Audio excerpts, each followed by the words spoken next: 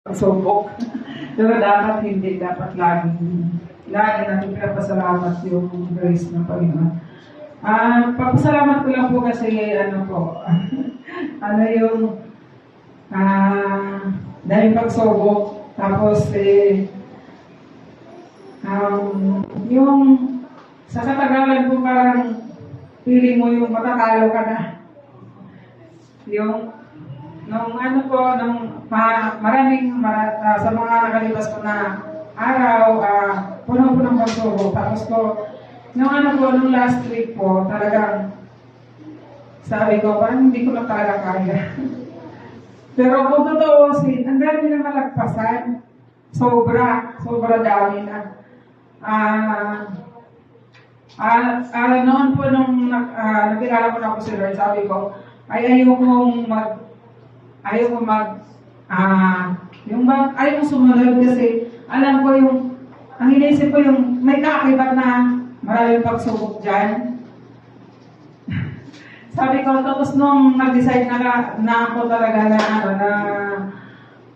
hindi, na talagang susunod na ako kay Lord. Kasi sa dati po nating buhay, akala natin na tayo ligtas kasi hindi ka naman gumawa ng krimen, meron kang kasalanan, inisip natin, slight lang, maintindihan ni Lord. Pero habang nakikilala natin siya, nalalaman po natin na hindi po yung paggawa lang ng mabuti ang paraan upang tayo makalapit sa Kanya, upang tayo itatapin niya. Siyempre, kailangan natin humingi ng pagkapatawaran at higit sa lahat, yung relasyon po natin sa Kanya. Last week po, alam niyo rin po na marami na talaga kami nalagpasan. Physical, basta madami na. Pero pag may problema tayo, doon na naman po tayo nakapokus sa problema. Hindi na naman po tayo nakapokus sa solusyon. Kung solusyon, sa sarili natin, pinipilit natin na ito gawin natin, ito yung paraan, ito yung gusto ko. Pero hindi natin minsan na kikita kung ano yung gusto ng Panginoon. Nung last week po, talagang bigat na ako kasi nakaschedule kami na magharap dun sa barangay, about dun sa bahay. Pero yung problema na yun, iniiwasan na namin, hindi na namin napapag-usapan kasi yung hina ka na, puno ka na ng pagsubok, yung takot ka ng pag-usapan. Hindi na namin pinag-uusapan. Parang dinididma na lang namin. Pero yung puso mo, sa kabila na mayroong kabigatan. Tapos yung umaga, sabi ko, mamaya na kami magharap. Kasi nung last kami nagharap, parang ayaw na nilang ibigay. Hindi pa man namin kaya kuhanin kasi wala pa po kami pera. Pero yung pag-asa, yung parang wala ng pag-asa. Tapos sabi ko, nung Martes ng umaga, habang nagtitinda ako, yung parang yung purok-purok na talaga ako, yung pinanghinaan ka ng loob. Ang bigat na ng nararamdaman mo. Kaya minsan kasi pag puro tayo problema, salita lang ng salita, wala nang ganito na lang lagi. Sabi ko, hindi, parang hindi yung Yung ginawa, naisip ko na papasok ako sa bahay, tulog pa yung dalawa kong anak, dalawa babae. Pumagit na ako sa kanila. Humiga rin ako sa gitna nila, tapos ginising ko sila. Sabi ko, anak, ipag-pray niyo ako. Kasi parang hindi ko na kaya. Alam ko, prayer lang ang dito, makakatulog. Praise God kasi yun, pinag-pray nila ako. Marunong na rin po silang mag-pray na una pinag-pray. Ang una mag-pray si Ate Gina, sunod si Gisa.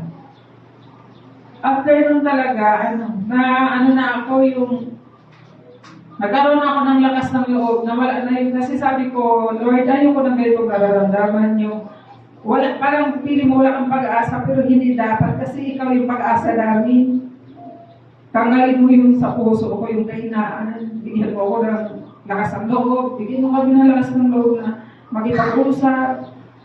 Huwag mo hayaan na yung pag-asa na binibigay mo sa amin, babaliwalain namin. ayun na, pagdating na sa pagdating na ng tanghali, nagkaroon ako ng lakas ng loob. Sabi ko, salamat Lord, bigyan mo ako ng lakas ng loob. Sabi ko nga din kay DJ na, bago kami umalis, nag-pray kami ulit. Pero pray kami ulit ng mga bata.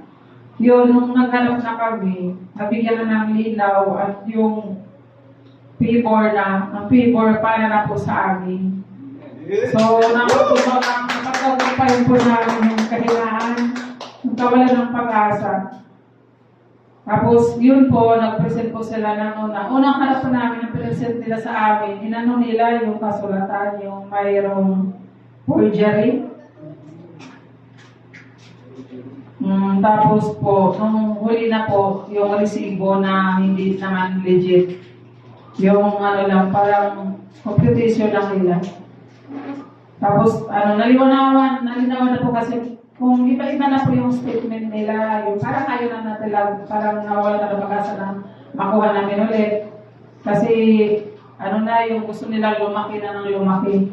Hindi malayo na sa pinag-usapan namin. Praise God, kasi wala naman po silang na-present na legit na na resibo. Tapos, inano po nila ulit, parang sila na panibagong usapan naman. Ngayon po, hindi na po ako natatakot kasi alam ko nasa akin na kaya ng Panginoon. Kaya, maraming salamat din po sa mga prayers niyo. Kaya sabi ko, Pastor, din ba ako kay Pastor na nagpatulong na mag-pray kasi iba rin pala talaga pagka marami kayo. Kaya sabi ko talagang, ilang beses ko na napatunayan na prayer is powerful. Pero yung pagdating sa may pagsubok, ayan na naman. Sinanghihinaan naman po. Kaya, thank you Lord. Salamat din po sa inyong lahat na nag-pray.